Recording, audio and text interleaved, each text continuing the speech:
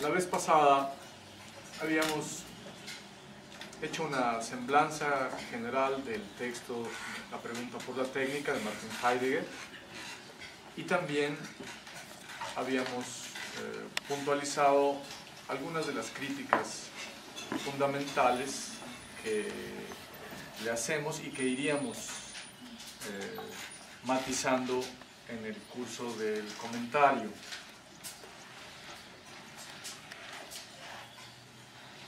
También señalábamos la coyuntura en la que actualmente se ofrece el tema, precisamente debido a las fuertes presiones del neoliberalismo sobre la vida de las sociedades humanas, especialmente en la periferia del sistema capitalista, desencadenando procesos de acumulación salvaje de capital y relanzando una feroz acumulación originaria de capital, despojando a campesinos, a etnias indígenas, no solamente de tierras, sino también de biodiversidad y de innúmeros factores culturales,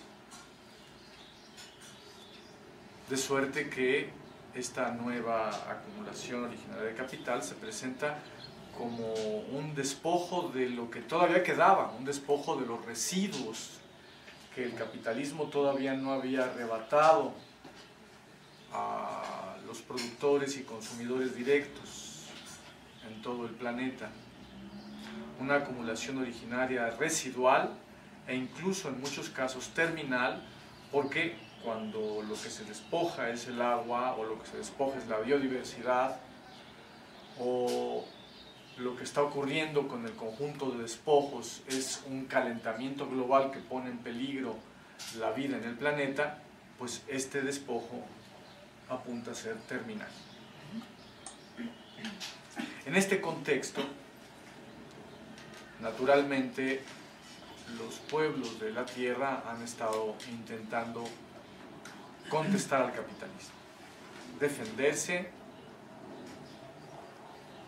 fortalecerse, replegarse, reunir fuerzas, replantear todas sus estrategias de vida y de lucha, y entre ellos, de manera muy importante debido a los procesos de acumulación originaria residual terminal que se extienden por todo el planeta, tenemos la lucha de los indígenas, especialmente en América Latina,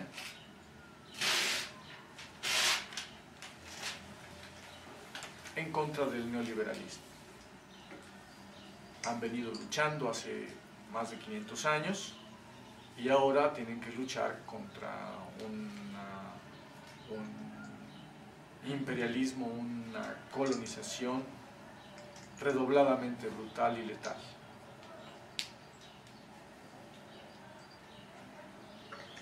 Esto ha conducido a que todo el conjunto sapiencial de las etnias andinas intente ser recuperado por ellas y también por intelectuales afines a su lucha, a su vida y contrarios a la gran injusticia implementada por el capitalismo neoliberal. Así es que este rescate de las visiones del mundo andinas, que ya ha logrado estructurarse bajo la figura de una filosofía andina, en vista de defender sus posiciones y poder dialogar con la filosofía occidental, sobre todo en una forma crítica, pues apunta a la defensa de la identidad cultural, política y antropológica de estas etnias. Como la embestida neoliberal ocurre en vista de acumulación, de acrecentar la acumulación de capital, y ocurre mediante la tecnología capitalista, un punto decisivo es la crítica a esta tecnología. Y aquí el marxismo o la crítica de Heidegger a la técnica tienen mucho que decir, así como otras críticas posibles que se han desplegado en contra de la tecnología capitalista. Pero, fundamentalmente, estos dos interlocutores. Resalta el hecho de que en el caso de la filosofía andina, el principal interlocutor al respecto sea Martin Heidegger, y no propiamente el pensamiento de Marx, con su historia crítica de la tecnología, de la que evidentemente el propio Martin Heidegger está retomando, sin citarlos, elementos importantes. Así es que, dada esta coyuntura histórica, la pregunta por la técnica de Martin Heidegger adquiere un contexto de discusión que va más allá de lo académico, que se integra en lo político y en la necesidad de sobrevivencia. Bien, además, Pablo en su intervención nos esbozó con mucha precisión una distinción entre la tecnología, entre la técnica en general y la tecnología capitalista en particular, tal y como se revela en el texto de Heidegger, La pregunta por la técnica. Bien, tanto la grabación de la vez pasada, parece que ya casi todas las personas que estamos aquí cuentan con ella, como también un texto mío de unas 80 páginas en el que están los comentarios críticos a la pregunta por la técnica que yo había hecho en 1985 y que son la base de lo que ahora estamos tratando de desarrollar. Así es que hasta aquí dejo el resumen de lo que habíamos visto la vez pasada y entro directamente a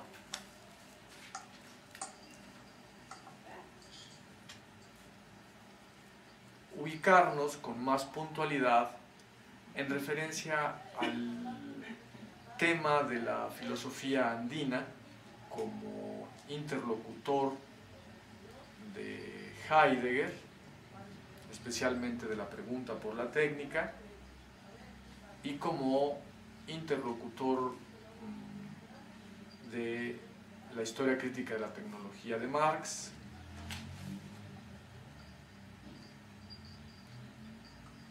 Joseph Esterman publicó en 1998 el libro Filosofía Andina, que Álvaro Zárate me hizo el favor de regalarme y que lo estoy estudiando justamente para hacer estos comentarios. Joseph Esterman es doctor en filosofía y licenciado en teología.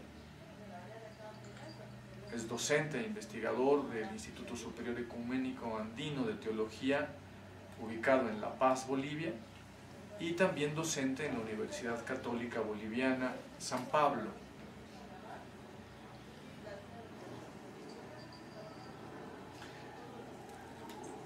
Y bueno, pues la reconstrucción de todo el pensamiento andino, especialmente quechua y aymara, bajo el título de Filosofía Andina, tiene la intención de que pueda haber un diálogo. Se nos dice en una semblanza sobre el texto para lograr superar el espalda con espalda actual. Es decir, actualmente la filosofía andina, los pensadores, los líderes quechuas y aymarás, fundamentalmente, no están dialogando con Occidente, están intentando defender sus posiciones, luchando por sus tierras, luchando por su cultura, pero sin que haya un diálogo, un entendimiento, y al parecer tampoco hay un intento de diálogo serio por parte de las posiciones políticas y culturales occidentales, tanto académicas como políticas. No es que no haya un intercambio de palabras, pero que no es diálogo, son infundios occidentales acerca de despreciativos, acerca de lo que es el pensamiento aymara, y ojo, estamos hablando de ese pensamiento aymara y quechua, pero en realidad lo que está de por medio son la identidad y la existencia misma de millones de personas. Cuando tú tachas su cultura o su forma de pensamiento, pues apuntas a anularlos físicamente, a justificar todo tipo de despojos en contra de ellos, no tienen derechos, son inferiores.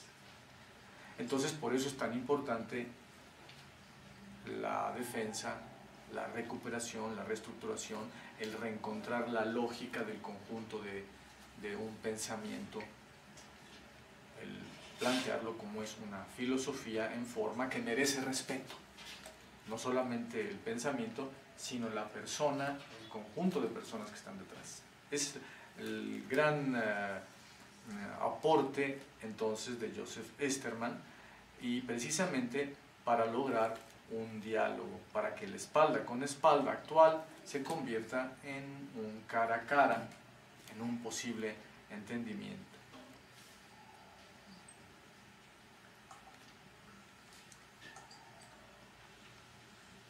Para esto, Esterman propone una filosofía de la interculturalidad. Como parte de esta filosofía es que reconstruye la filosofía andina.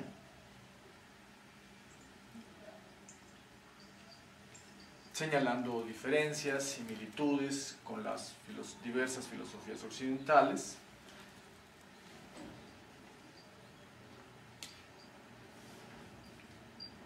Y en general postula que esta filosofía de la interculturalidad es una reflexión sobre las condiciones y los límites de un diálogo o polílogo entre las culturas. Ahora bien, para nosotros es muy importante observar sobre qué premisas se está tratando de establecer el diálogo. La intención del diálogo, por supuesto, es positiva, lo acabo de señalar. Pero las premisas de este diálogo posibilitan que el diálogo se desarrolle o que el diálogo aborte o quede frenado. Por eso es importante fijarse en las mismas, como lo haremos el día de hoy. Además, Esterman señala que la filosofía andina es ante todo la epifanía sapiencial del otro, en su condición de pobre, marginado, alienado, despojado y olvidado, pero desde la gloria de su riqueza humana, cultural y filosófica.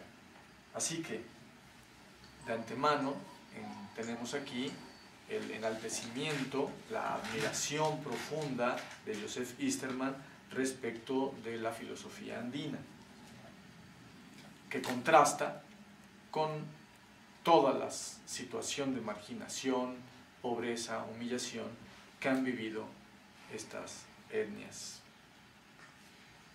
Y pues la reconstrucción de esta filosofía andina apunta también a promover no solo este pensamiento, sino a los hombres de carne y hueso que son sus herederos. En una semblanza del libro de Joseph Esterman, La filosofía andina, semblanza hecha por David Peiser,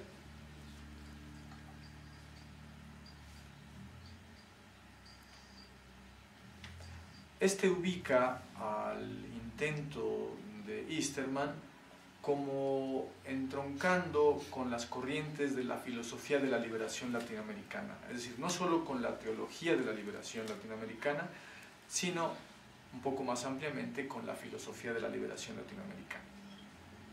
Mariátegui, Salazar Bondi, como parte de esta filosofía de la liberación latinoamericana, y también cita a Dussel como parte de esta filosofía de la liberación latinoamericana, evidentemente acotado en referencia a la teología de la liberación.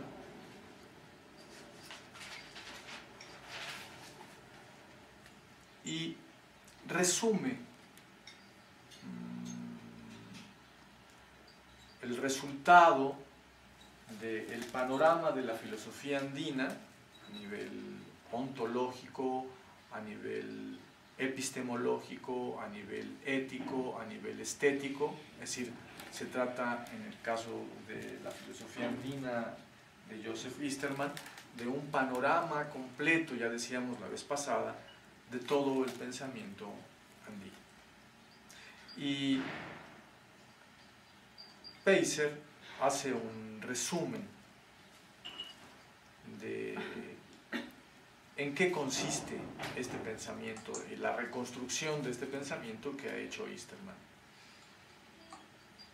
Dice que el texto de Esterman nos enseña el todo de relaciones que constituye la realidad para el Runa Yaqui. Significa persona, tanto en quechua, runa, como yaqui en aymara. El todo de relaciones que constituye la realidad de la persona, del runa yaqui. No las cosas, sino las relaciones entre estas. Lo individual no tiene plena existencia, lo importante es entonces la relación. Esta es una primera toma de posición del pensamiento andino. Lo individual no tiene plena existencia, lo importante es entonces la relación. Este principio de relacionalidad del todo tiene una validez cósmica y abarca incluso a Dios, que también resultaría relativo. A su vez, la relacionalidad se deriva en otros tres principios: complementariedad, correspondencia y reciprocidad, que atraviesan transversalmente la lógica, la cosmología, la antropología, la ética y la teología andinas. Complementariedad, correspondencia y... Complementariedad, correspondencia y reciprocidad.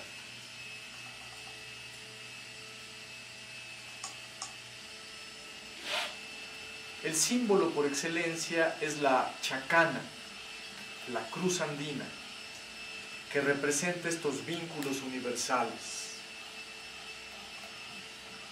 A partir de este orden tenemos otras concepciones del tiempo y del espacio, de los ciclos vitales, de la vida social, del bien y del mal, de la salud y la enfermedad, que no se corresponden con aquellas que manejamos en Occidente. Por ejemplo, si el bien y el mal son complementarios, según el principio de complementariedad, entonces la actitud frente al mal pues no es de una persecución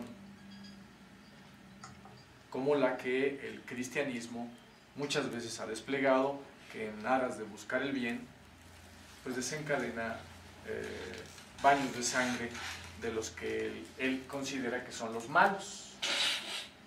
y si los malos son los protestantes, o para los protestantes los malos son los católicos, pues ahí tenemos que entre cristianos muy buenos ocurre este evento, ¿no? No digamos cuando los cristianos llegan a América Latina y empiezan a perseguir a los indios como representantes del mal, y todo asesinato, todo despojo queda justificado. Entonces es muy importante no solamente la dimensión teórica de estos principios, sino su aplicabilidad práctica, su aplicación práctica y su importancia política. Total que así tenemos presentado el conjunto de la filosofía andina centrada en este concepto de relacionalidad y sus tres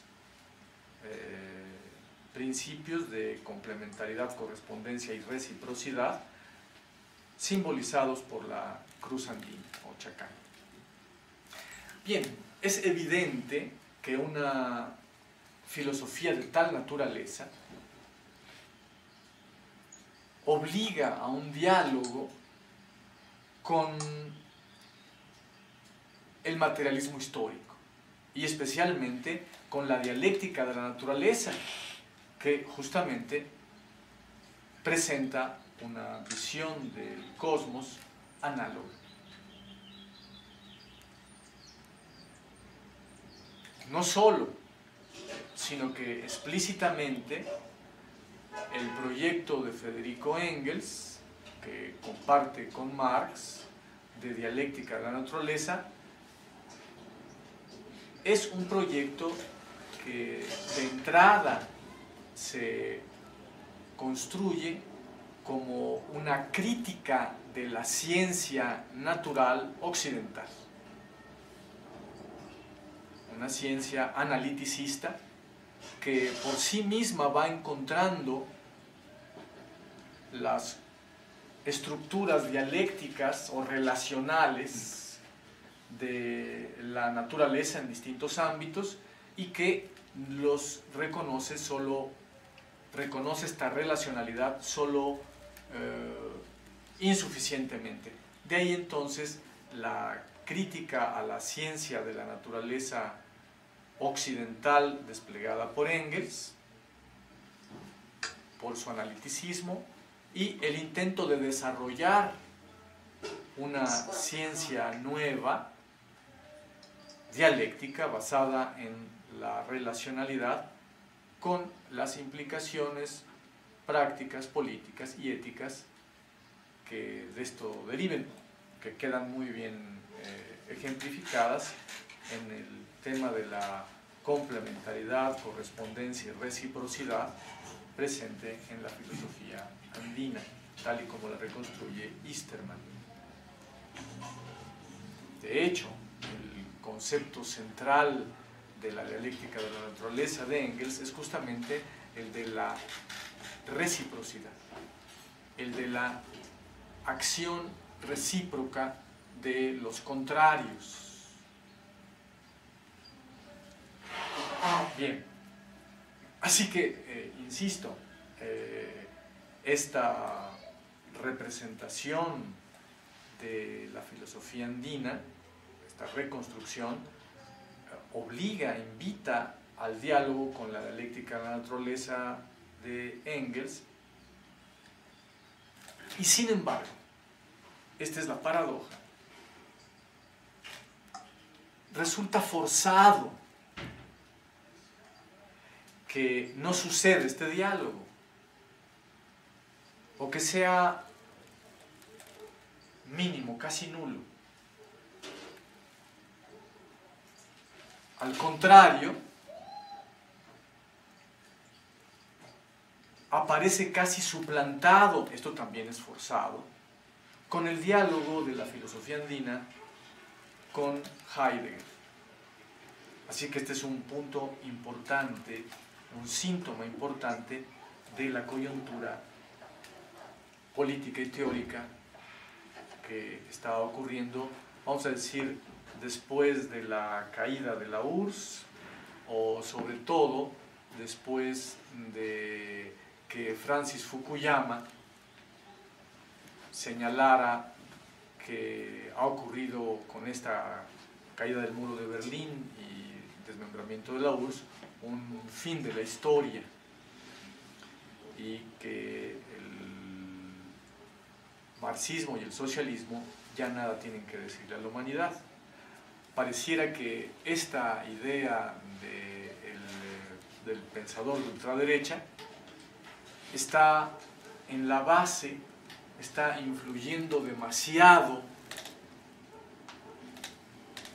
incluso la reflexión de izquierda sobre la política de los pueblos indígenas en contra del neoliberalismo y también los intentos de reconstrucción de su filosofía. De suerte que el marxismo, que es un interlocutor, vamos a decir, natural, aparece en realidad soslayado y suplantado. Es un movimiento cultural curioso, un síntoma cultural curioso.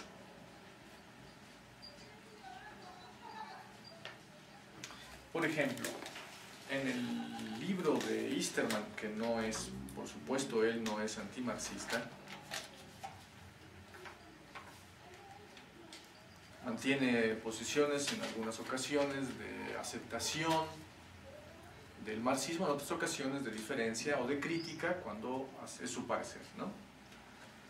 En su libro, Marx aparece 5 veces en todo el texto. Ya les digo, a veces retomando a Marx y a Engels como, pues, con cierta afinidad con la filosofía andina, y en otras ocasiones, francamente, criticándola.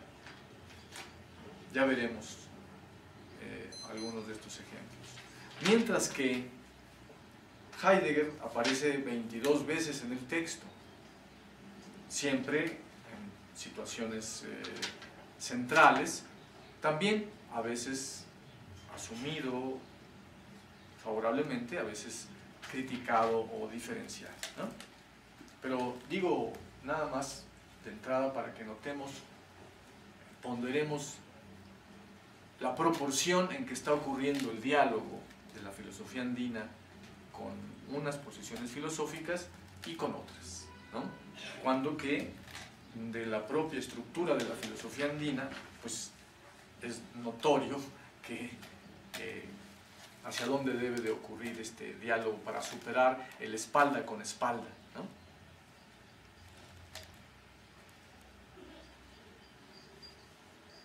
Todavía un comentario más respecto de la semblanza de Peiser sobre Joseph Easterman y la filosofía andina. Porque al final de su comentario sitúa la coyuntura histórica en la que está ocurriendo la revaloración de la filosofía andina y de las culturas precapitalistas en general. Dice: no resulta fácil llegar a entender plenamente a este otro, al pensamiento andino, al mundo andino, cuyo pensamiento difiere tanto del nuestro. El controvertido tema de la inconmensurabilidad entre culturas. Este tema de la inconmensurabilidad entre culturas evidentemente es un factor que alimenta las posiciones de Samuel Huntington para justificar el choque de civilizaciones entre Occidente y el Islam, pero también se puede justificar entre el Occidente, entre comillas, léase Estados Unidos, y cualquier pueblo de América Latina, especialmente de las etnias indígenas.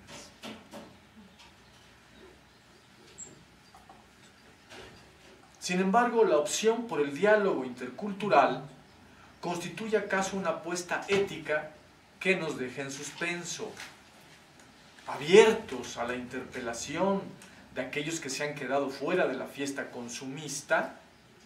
Esta es sobre todo la coyuntura, ¿no? Hay una fiesta consumista capitalista en que se ha convertido la vida en Occidente, una fiesta que por lo demás ya se acaba, aludiendo a las grandes dificultades que tiene el capitalismo, no solamente de crisis económicas, sino sobre todo de crisis ecológicas, como este consumismo está apuntando a destruir la sustentabilidad de las economías planetarias, y entonces habrá que reducir los desperdicios, la basura, los contaminantes, etc. Y entonces este diálogo intercultural nos ayuda a plantearnos cómo haremos para poder llevar a cabo una vida más justa y más equilibrada entre todos los habitantes de la Tierra, contra el consumismo industrial capitalista occidental, que no tiene manera de resolver en sus propios términos las grandes destrucciones del planeta y de la humanidad que está llevando a cabo. Pues existen como factores como la filosofía andina, que tienen una visión de la relación entre el hombre y la naturaleza, el hombre y el hombre, que permiten una vida más justa, más equilibrada entre todos los habitantes de la Tierra. Una perspectiva de esta naturaleza ya la había planteado con anterioridad desde el inicio de la década de los 90,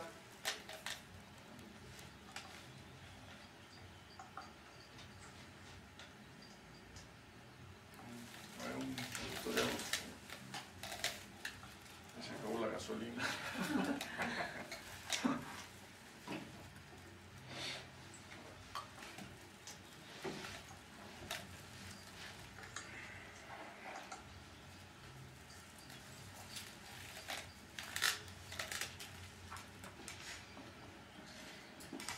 Ya le había planteado desde inicios de la década de los 90 el autor de En ausencia de lo sagrado. El título del libro es sumamente ilustrativo. La visión occidental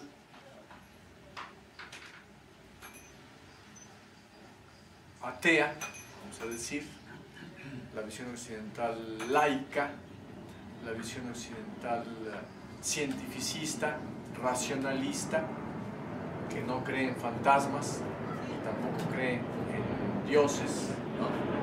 Bueno, pues está en ausencia de lo sagrado, ¿no? Pero justamente aquí lo importante no es tanto el Dios, sino que la naturaleza es sagrada, la persona es sagrada. Y esto implica un respeto a la persona y a la naturaleza. Pero si tú de pronto, a propósito de hacer la crítica a Dios como presunto creador del universo, quitas todo lo sagrado, de pronto la persona ya no es sagrada. Pues ya no es digna de respeto, y la naturaleza tampoco. Así que el tema no solo es teológico, sino es tecnológico y político cuando se habla de lo sagrado. Esto lo nota muy bien en la ausencia de lo sagrado Jerry Mander, y desde inicios de los 90 hace el señalamiento a partir de una reconstrucción de las luchas que desde los 50 del siglo XX por lo menos hasta ese momento, 40 años de lucha, han desplegado las etnias indígenas en Estados Unidos en contra del capitalismo norteamericano. Apaches, iroquíes, etc., ¿no? Es evidente que a ellos el despliegue del neoliberalismo les tocó en la primera línea de fuego. Por eso todas sus posiciones políticas, jurídicas, sus defensas legales, sus movimientos, movimientos sociales, sus intentos de reconstrucción de su pensamiento como una alternativa de una vida ecológica y de una vida justa, fueron anteriores al del resto de las etnias que han estado intentando su defensa en contra del neoliberalismo en el resto del mundo. Por ejemplo, las etnias andinas, ¿no? Así es que esta coincidencia de perspectivas, de recuperación del precapitalismo ante el gran peligro en que la tecnología capitalista está sumiendo a la humanidad,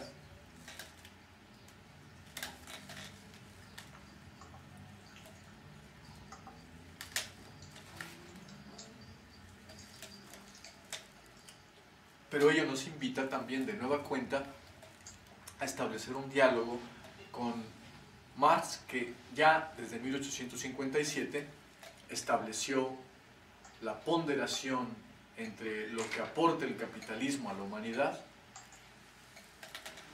pero que deja un grandísimo hueco que solamente el precapitalismo está ofreciendo. Y consiste en que entrega una vida equilibrada y plena, tanto entre los seres humanos como en la naturaleza, en todo aquello que tenga, dice Marx, configuración cerrada, limitada. La gran apertura, la gran expansión cosmopolita que entrega el capitalismo, pues es a ser valorada para construir una humanidad ecuménica, una humanidad de todo el orbe, no solamente localismos, pero cómo va a ser una humanidad de todo el orbe basada en la explotación, el despojo y la destrucción de toda sustentabilidad. Justamente allí es que el aporte del precapitalismo es reconocido por Marx como decisivo para la sobrevivencia y desarrollo de la humanidad, o si se quiere, para perfilarlo en la perspectiva de la revolución comunista de Marx, en referencia a la construcción de una sociedad comunista.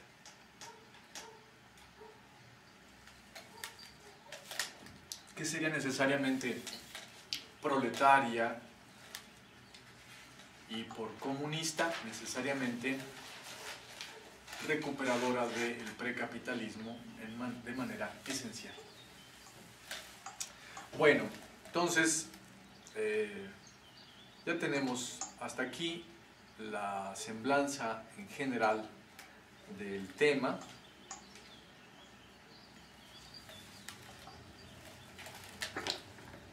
Vamos a profundizar un poco en el mismo, especialmente en lo que corresponde al modo en que ocurre el diálogo de la filosofía andina con Heidegger.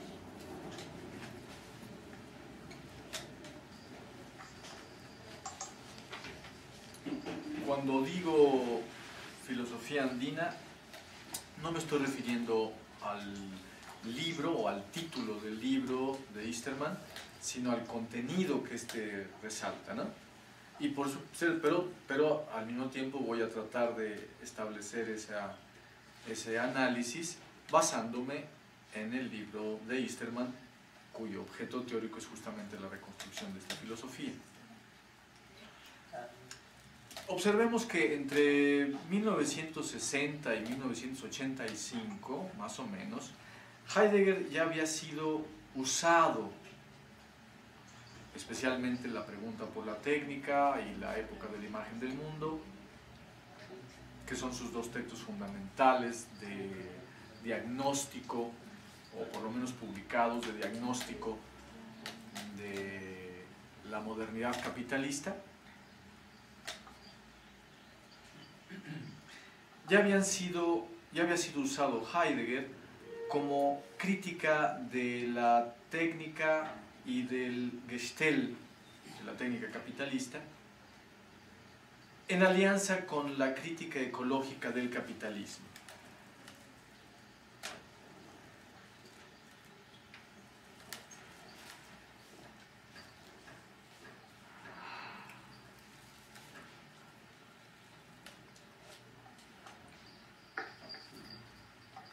Y ya desde entonces, para hacer la crítica de la tecnología capitalista, y una recuperación de la naturaleza y de la ecología, ya había sido utilizado Heidegger como opuesto a Marx, a quien se lo identificaba implícitamente como un sostenedor o alguien prisionero de la ideología del progreso de la burguesía, al decir al propugnar Marx por el desarrollo ilimitado de las fuerzas productivas de la humanidad.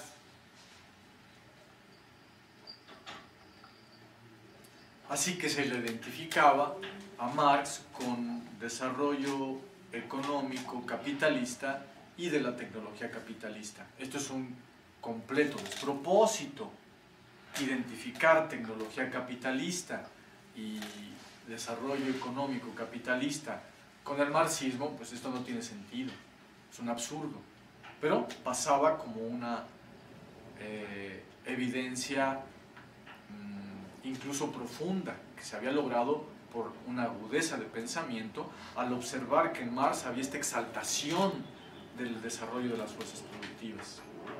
Aquí, de nueva cuenta, la equivocación consiste en identificar tecnología capitalista, una tecnología que es una fuerza productiva del capital, potencia opuesta, explotadora del proletariado y tendencialmente opuesta a toda la humanidad, identificar esta tecnología capitalista con las fuerzas productivas de la humanidad. Son dos cosas también completamente distintas y en muchos casos opuestas. Es evidente que el desarrollo de las fuerzas productivas de la humanidad pasa por revocar, destruir al progreso capitalista. No forma parte de la ideología del progreso capitalista, sino es su contrario. Pero en esta lectura que se hizo del marxismo, en parte por representantes de la derecha, en parte por representantes de los propios marxistas que habían salido del stalinismo, provocaron esta imagen equivocada, que desafortunadamente subtiende la manera o la perspectiva con que Easterman observa a Marx, ya lo veremos, aunque él mismo no es antimarxista, véase la paradoja otra vez, no se ha fijado en este despropósito premisial de su argumentación. Bien, esto ocurría desde los 60 al 85, el uso de Heidegger para este propósito de, al mismo tiempo que se critica al capitalismo, criticar al marxismo, sacar a Marx de la crítica al capitalismo.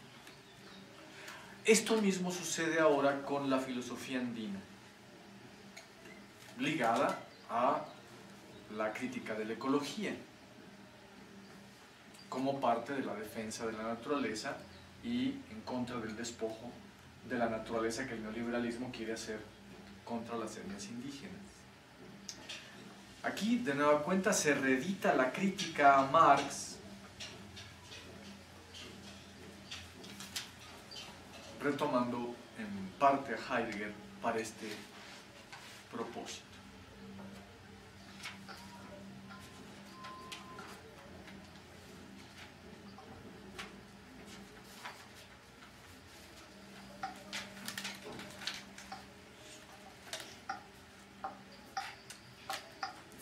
Dicho en general, para ubicarnos estratégicamente en este problema, ya habíamos indicado la vez pasada que el esquema formal de Heidegger, de que nos encontramos en una situación de peligro provocada por la técnica, especialmente por la técnica capitalista, y que en el extremo peligro, sin embargo, puede brotar la salvación, esta figura dialéctica, era análoga al esquema de la enajenación de Hegel, pero que al mismo tiempo sugiere el ser muy distinto a la posición de Hegel. Así es que ofrece la ilusión de una nueva alternativa.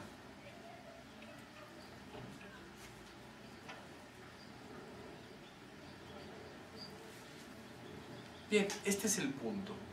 Supongamos que el capitalismo en algún momento de su desarrollo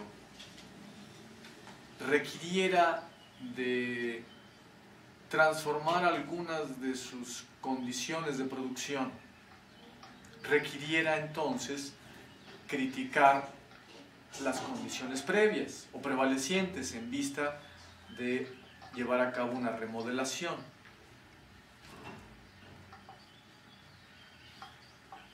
Pero requiriera que esta crítica a sus condiciones de producción no lo pusiera en peligro. Porque bueno, puede existir la crítica radical a sus condiciones de producción, ¿no? Que digan es necesaria la revolución de todo el sistema capitalista, destruirlo, que es la crítica socialista y especialmente la crítica de Marx. Si el sistema capitalista tuviera en algún momento, en alguna coyuntura de su existencia, la necesidad de llevar a cabo una remodelación de sus estructuras culturales, políticas, económicas, éticas o tecnológicas, pero que no lo pusiera en peligro, pues sería bueno tener a mano la ilusión de una nueva alternativa. Una crítica de la enajenación, a la manera en que Heidegger lo puede hacer, pero sin poner en cuestión los fundamentos del sistema capitalista. Así que, de un lado, puede haber muchas malversaciones de la filosofía de Heidegger, quien en los 60s o los 80s utilizó a Heidegger para criticar al capitalismo, hacer alianza con el ecologismo de entonces y al mismo tiempo no hacer alianza con el marxismo. Pues no solamente se basó en una idea equivocada acerca de lo que era el pensamiento de Marx, también posiblemente falseó algunas de las tesis del propio Heidegger. E igual puede suceder en la actualidad, desde la filosofía andina, en este diálogo con Heidegger. Hay cosas que de Heidegger quizá no se están entendiendo plenamente. Y al marginar al marxismo, pues tampoco se está entendiendo a Marx. Pero lo que quiero decir es que, más allá de estas malversaciones, existe una estructura general del pensamiento de Heidegger que lo posibilita. Esta analogía con el esquema de la enajenación de Hegel, pero que sugiere al mismo tiempo ser diferente, presenta la herramienta que en algún momento el capitalismo puede utilizar para renovarse sin ponerse en cuestión radicalmente.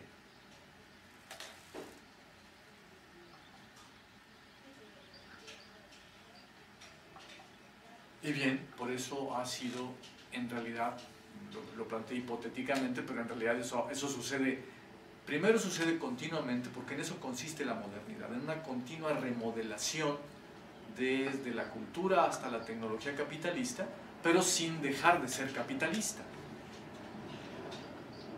El capitalismo es entonces continuamente crítico de sí mismo, virulentamente crítico, pero sin cuestionar sus fundamentos.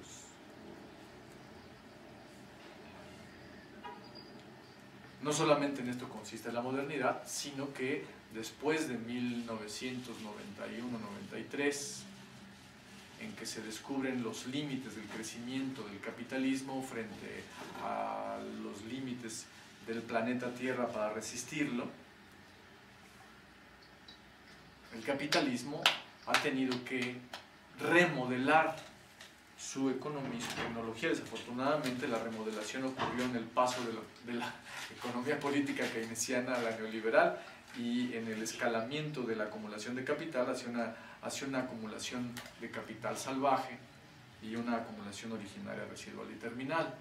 Y lo mismo ha ocurrido bajo la máscara de presuntamente desarrollar y apoyar la ecología. A veces sí se la apoya, y por otro lado en realidad hacer negocios con la ecología que son jugosos y son negocios ecológicos, pero que al mismo tiempo tienen como resultado una mayor destrucción de la ecología planetaria, ¿no?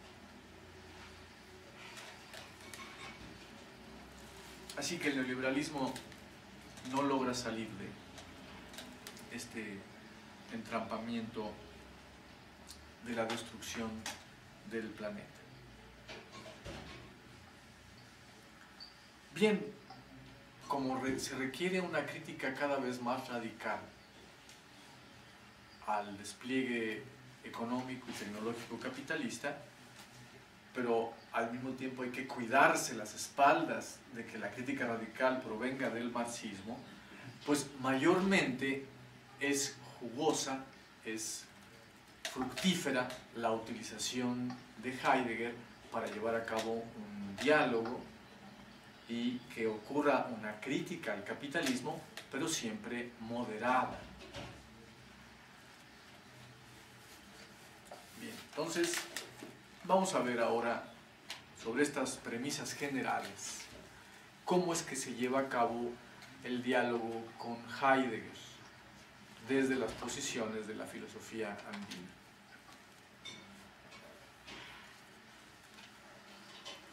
En primer lugar, hay una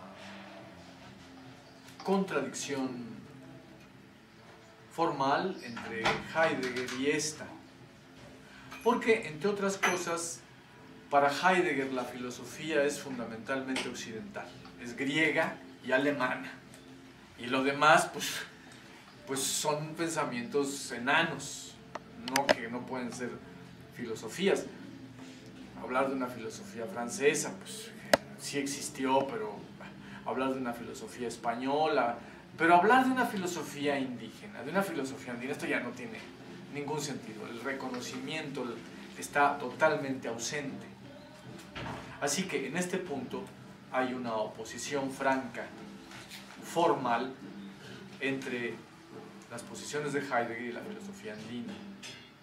Pero hay otro punto en donde la asimilación de Heidegger y de sus posiciones es real y plena entre la filosofía andina con él, porque asume el tema de la experiencia vivencial.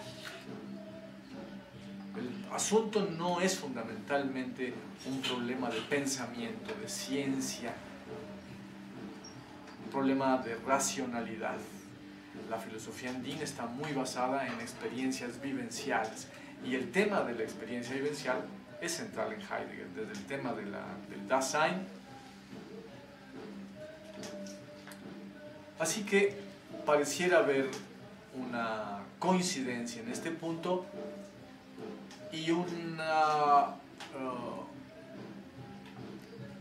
coincidencia casi plena entre lo que Heidegger dice acerca del ser y lo que la filosofía andina habla acerca de la Pachamama, aunque en un momento dado Easterman nos hace ver que en realidad la concepción de la Pachamama es diferente a la de Heidegger, no contraria, diferente, porque es superior, porque va más allá de lo que Heidegger reconocería. Hay otro punto, en tercer lugar, en donde Heidegger es confrontado por la filosofía andina, porque dice Easterman, no ha dejado de ser sustancialista. Es más sutil la manera en que la filosofía andina concibe a la naturaleza en su conjunto.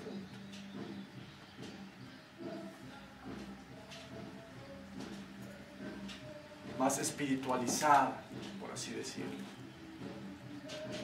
En cuarto lugar, de nueva cuenta, encontramos una identidad entre Heidegger y la filosofía andina a propósito de la crítica de Heidegger a la tecnología capitalista, al Gestell.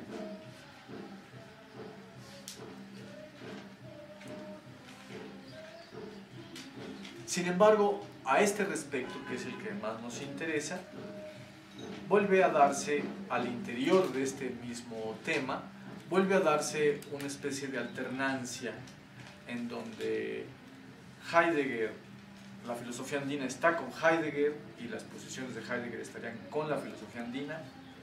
En segundo lugar, la filosofía andina está más allá de Heidegger en la crítica a la tecnología e incluso estaría por sobre Heidegger.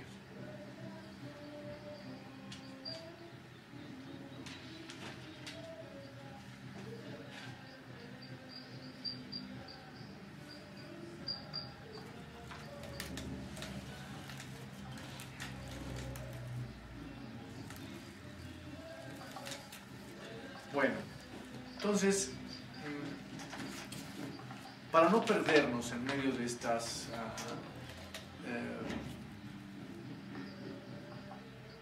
plurivaloración de Heidegger en la filosofía andina, estos distintos modos de uso que puede tener Heidegger en la filosofía andina, tenemos que el primer uso que tiene es que sustituye el diálogo con Marx. El segundo uso que tiene es que, no obstante que este diálogo sería esencial y es central por la propia estructura de la filosofía andina, estructura teórica, no solo por los impulsos rebeldes, liberadores, revolucionarios de los pueblos indígenas que se copertenecen con el proletariado.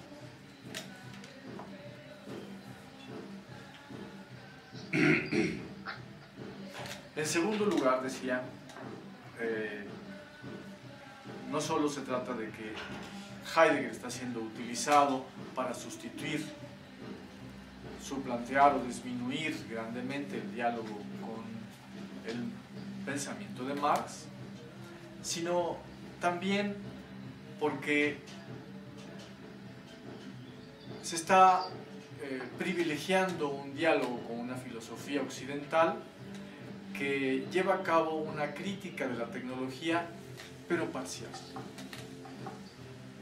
Como si esta fuera la mejor y la más alta crítica que en Occidente se pudiera hacer esa tecnología, desconociendo la de Marx. Qué bueno que la filosofía andina vaya más allá de la de Heidegger, pero ¿qué no podría aliarse con la crítica radical de la tecnología que ofrece Marx? Y esta alianza posible queda simplemente hecha de lado.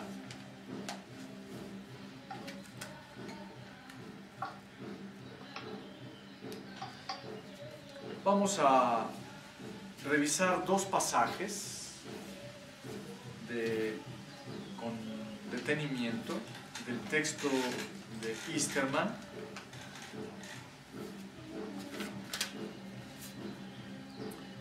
en donde aparece la relación con Heidegger. Son dos pasajes en donde el tema de la crítica de la tecnología, sustentada en la pregunta por la técnica de Heidegger, toman el papel decisivo. Dice en la página 116, bajo el inciso Ciencia andina, nos dice Easterman: otro de los mitos fundacionales de Occidente es la concepción de la ciencia como el acceso más adecuado y veraz a la realidad, hasta tal punto que para muchas y muchos viene reemplazando a la religión, el credo del positivismo, la ética y estética. En el cientificismo, este mito se ha plasmado de una forma explícita y en la sociedad tecnocéntrica, la racionalidad científica se encarna de la manera más pura. a través de la supuesta superculturalidad del espíritu occidental y de su carácter científico, el paradigma científico de Occidente se ha autodeclarado universal y único. Y aquí tenemos una nota a pie de página en donde Easterman establece una alianza sólida entre la filosofía andina y Heidegger, y aún de las tres, la filosofía andina, la de Heidegger y la filosofía postmoderna. Veamos. Dice al respecto: la crítica de Heidegger a la naturaleza tecnomorfa del mundo moderno como Gestell puede servir de sustento a la crítica que en el párrafo anterior, desde la visión andina, ha hecho Easterman. Y más abajo dice: la filosofía posmoderna replantea esta concepción relativista de la ciencia. En lugar de ser universal y única, como la filosofía occidental tradicional sostiene, la filosofía occidental posmoderna replantea esta concepción relativista de la ciencia al reivindicar otros modelos paradigmata de acceso a la realidad, tal como son el mito, la religión, el sentimiento, la celebración y el arte. Y aquí habría una coincidencia, aquí lo sugiere y en otros lugares lo explicita Easterman, de la filosofía andina con la filosofía posmoderna.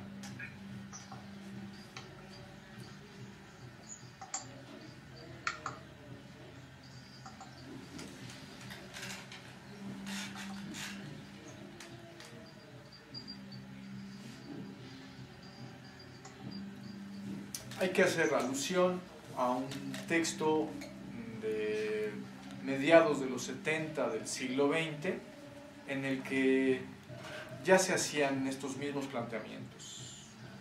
No lo cita Easterman, no reconoce este antecedente que valdría la pena recuperar. Se trata del texto de Luis Racionero, publicado por Editorial Anagrama, en donde, este es el título del libro, Filosofías del Underground, en donde Luis Racionero también intenta hacer la reconstrucción de diversos pensamientos, llevarlos a nivel de filosofías. Recupera algunas filosofías como la de Nietzsche y otros pensadores occidentales críticos de la modernidad, y de pensamientos que no son reconocidos como filosofías, pero que en realidad le parece que presentan una estructura filosófica consistente, un poco a la manera en que Easterman está haciendo la reconstrucción del pensamiento andino para figurarlo como una filosofía.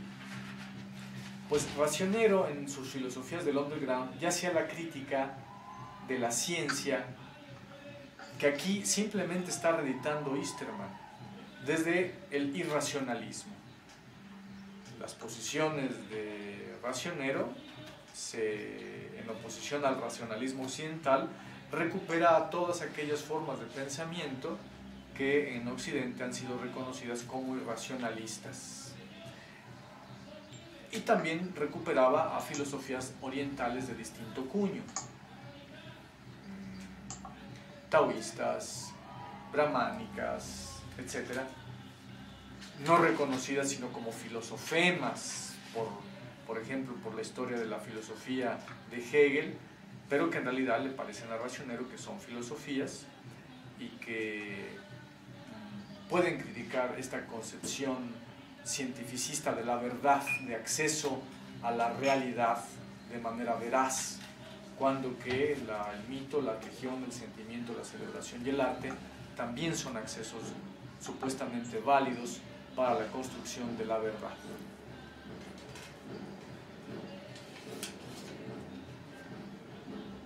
Es importante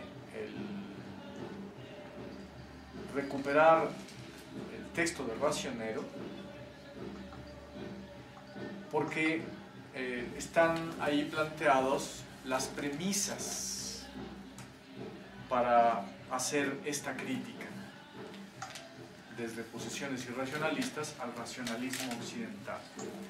El que plantee las premisas significa que permite una discusión. Él sustenta, dice, expresa. Bueno, pues vamos a ver si lo que usted sustenta, dice o expresa tiene coherencia. Entonces se posibilita un diálogo y una discusión. Y se puede ver si este intento de crítica de la ciencia desde las posiciones irracionalistas tiene vía de desarrollo. Pero lo que tenemos en el texto de Easterman es que no se presentan las premisas para llevar a cabo este conjunto de adjetivaciones.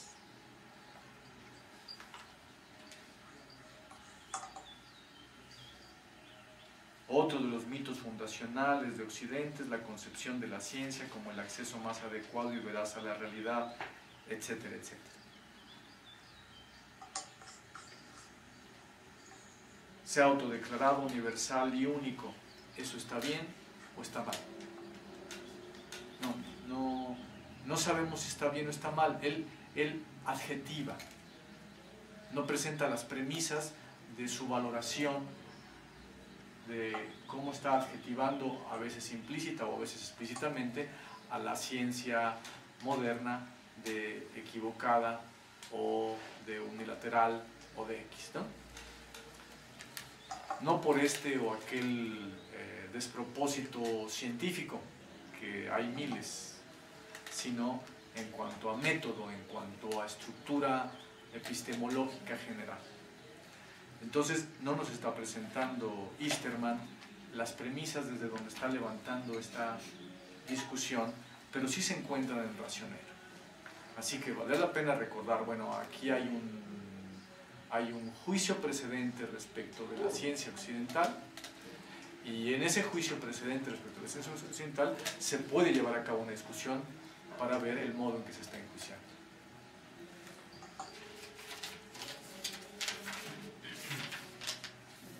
Frente a esto, 2 páginas adelante, Easterman nos hace una semblanza de la filosofía andina. Dice, la racionalidad andina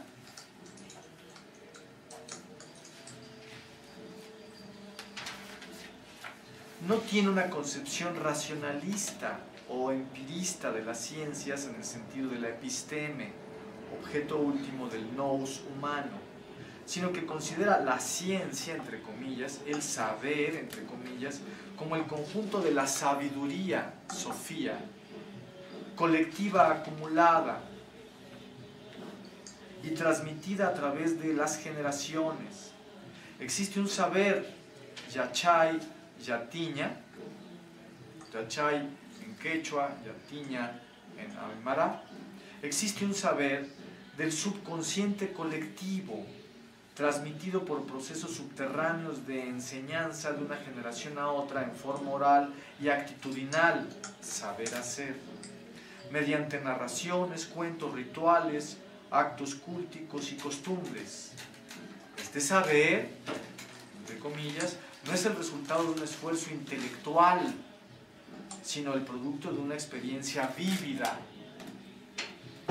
amplia y metasensitiva, más Erlebnis que Erfahrung, más vivencia que experiencia, utilizando la terminología alemana, está haciendo un diálogo también especialmente con Heidegger. Los verbos quechuas, yachay y aymara, yatiña, no solo significan saber y conocer, pero también experimentar. Un yachaniyok o un yatiri es una persona experimentada, un sabio en un sentido vivencial.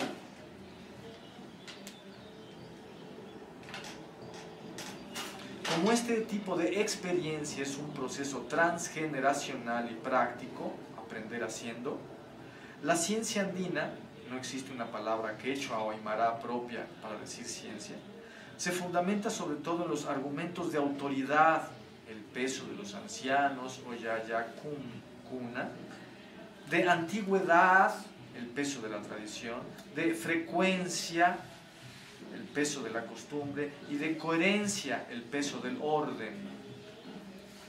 Bien, aquí de nueva cuenta vemos cómo Heidegger ha sido usado para validar la posición de la filosofía andina, para desbancar a la razón, supuestamente a la racionalidad occidental, supuestamente a la racionalidad científica, supuestamente de una forma irracionalista, pero prestigiosa, si quien sostiene el irracionalismo será Heidegger. Y por otro lado, se está utilizando a Heidegger para superar a Heidegger, para señalar el rebasamiento que la filosofía andina tiene respecto de las posiciones de Heidegger, en donde, bueno, pues la experiencia o la experiencia vívida, vivencial, esta Erlebnis, es concebida en términos meramente individuales, no con la amplitud tradicional, colectiva, comunitaria que tiene el hecho experiencial, vivencial en la filosofía andina. Heidegger es usado y luego es superado, ¿no? Ese es el doble uso que se tiene de Heidegger, pero una vez que se lo usa de ese modo, menos se va a cuestionar las premisas desde donde se está llevando a cabo la crítica a la ciencia occidental, al concepto de verdad, etc., ¿no? Simplemente se dice el acceso a la verdad. Aquí se presupone que la verdad es algo importante. No se nos dice que sea importante, se presupone que es importante, y como en realidad la propia filosofía occidental le parece que la verdad es importante, pues todos quedamos de acuerdo. Ahora bien, la filosofía occidental dice que el acceso a esto tan importante que es la verdad solamente lo tiene de manera privilegiada la ciencia. Ah, este curioso monopolio. Bueno, entra una sospecha. Bueno, el monopolio puede estar bien fundamentado, ¿no? ¿Por qué vas a sospechar?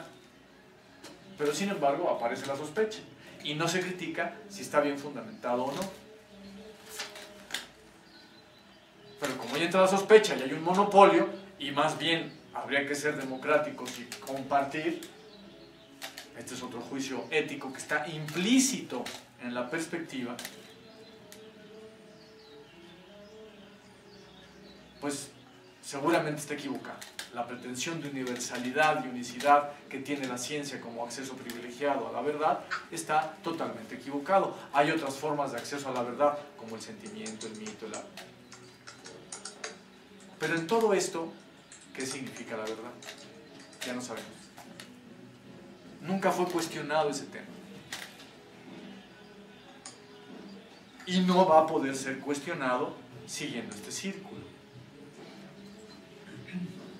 Un acceso pleno y omniabarcante, omnilateral respecto de la realidad es de lo que se está hablando. ¿Para qué decir que esto es lo mismo que verdad? O decir un acceso veraz a la realidad. ¿Acceso veraz a la realidad?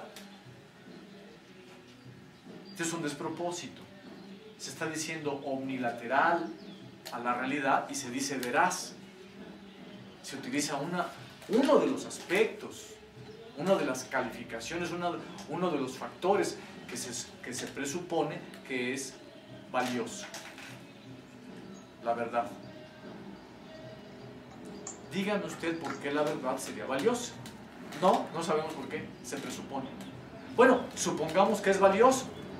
¿Por qué vamos a identificar veraz con omnilateral?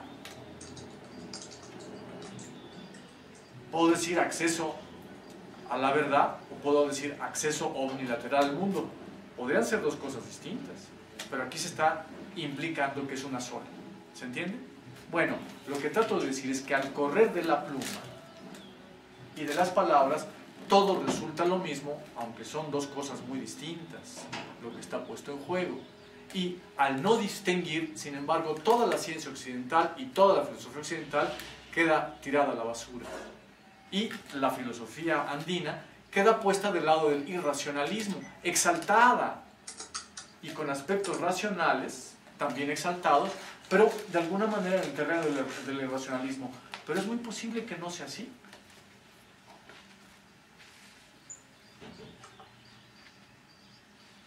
Pero no se han cuestionado ni las premisas de la crítica a la ciencia, que podrían cuestionar a través de las posiciones de Racionero, de la exposición de estas que hace Racionero, entre otros.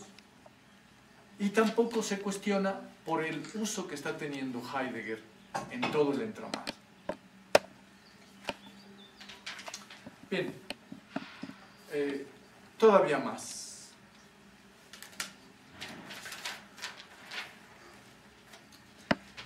Nos presenta un ejemplo, Easterman, de la racionalidad andina tal y como la acaba de figurar ante nuestros ojos. La creencia, entre comillas, de que en los primeros días de agosto se reproducen los temporales de todos los meses del año, no es un dato científico, entre comillas, en sentido occidental, pero sí un saber o sabiduría como experiencia acumulada por las generaciones. El saber, entre comillas, acerca de las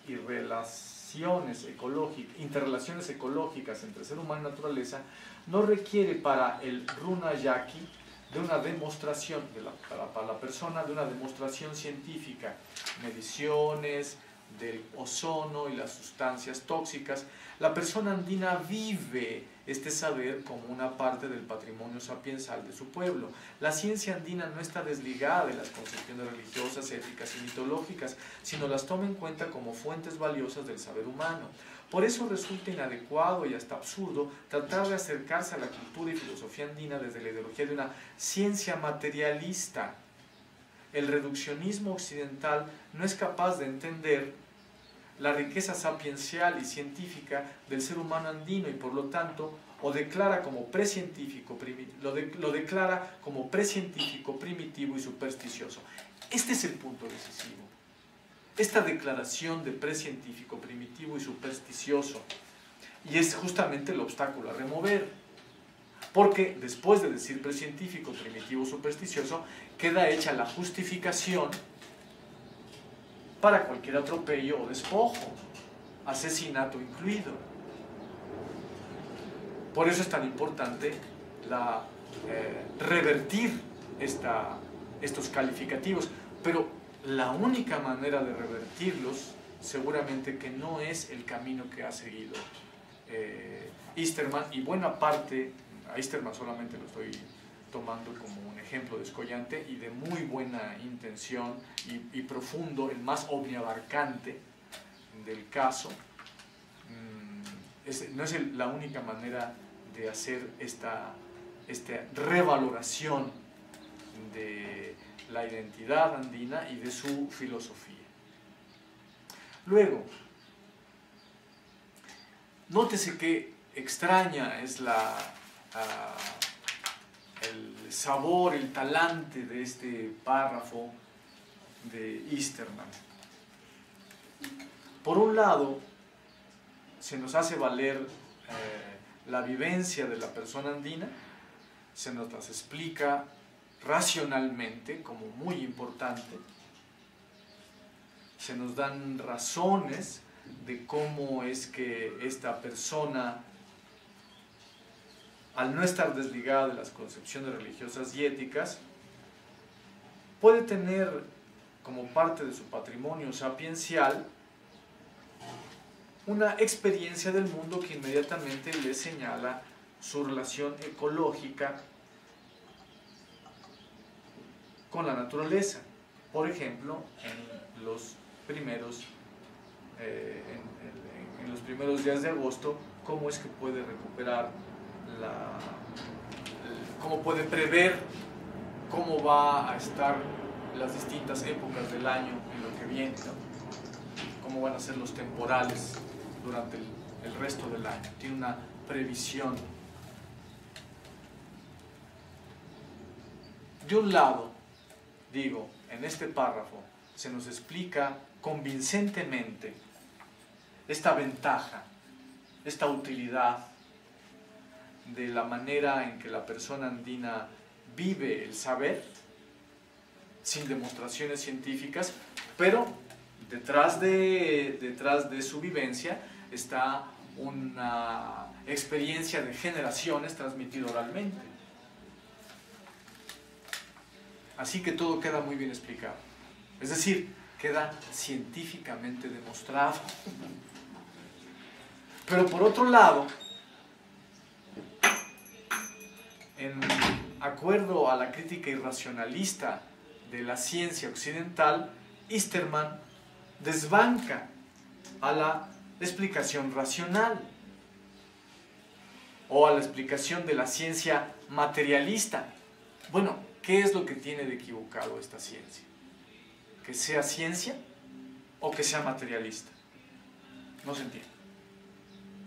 Cuando que todo lo que se nos acaba de decir, para convencernos de la validez de la experiencia de la persona andina, ha sido con base en relaciones práctico-materiales con el mundo.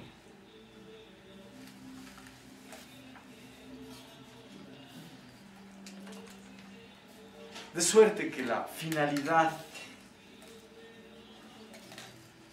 revalorar la filosofía andina. 2, revalorarla para quitar de en medio el juicio racista,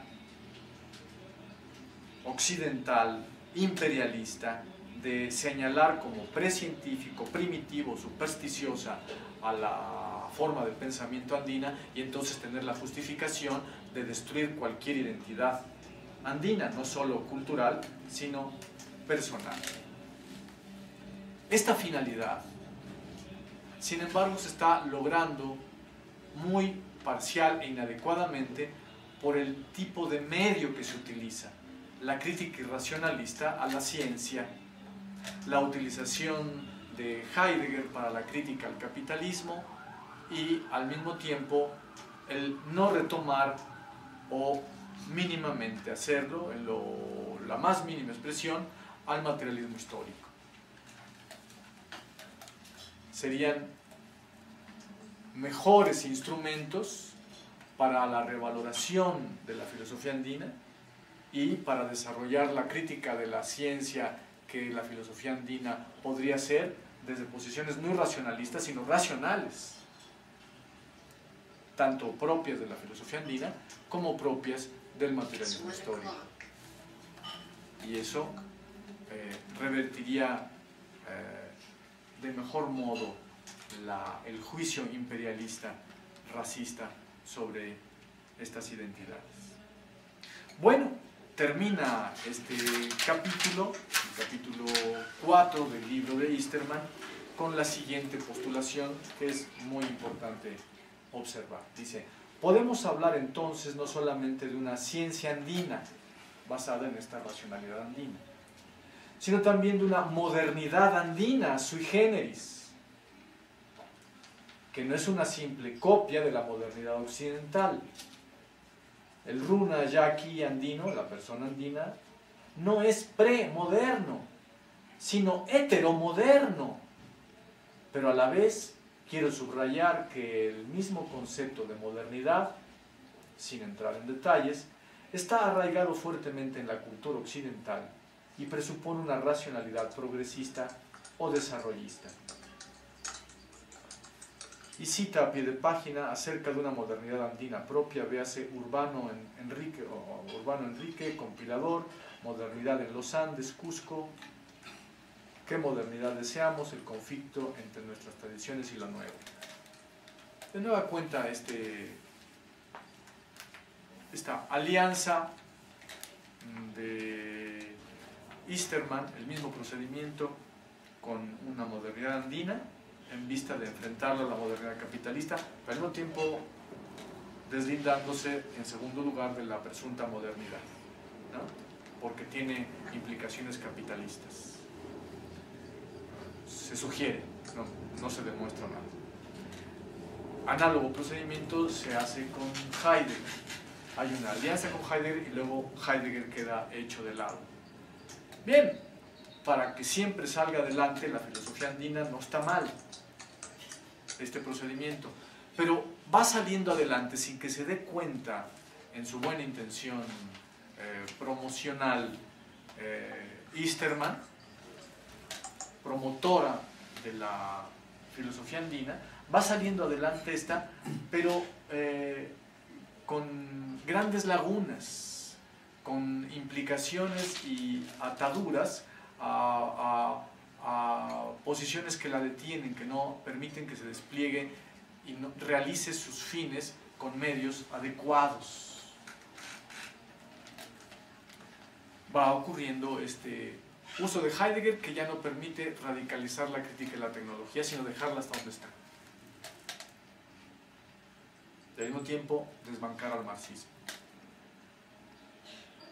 Va llevándose a cabo una promoción de la filosofía andina, pero que ya se tragó la filosofía andina como ingrediente aparentemente propio, la crítica irracionalista a la ciencia occidental, la crítica romántica, etcétera, etcétera, ¿no? Como si fueran los mejores aliados